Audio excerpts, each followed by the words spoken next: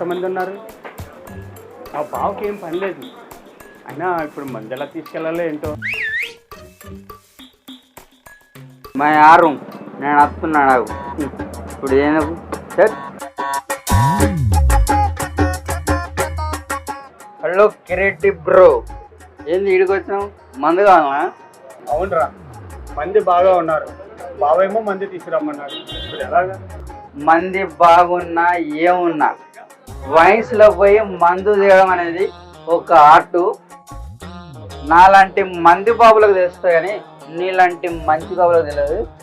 పైసదే ఈ ముత్తుండగా నీకెందుకు tension? Tum ఇద్దరిచ్చి రఖో my తెస్తుంది. ఓకే సరే. Side please.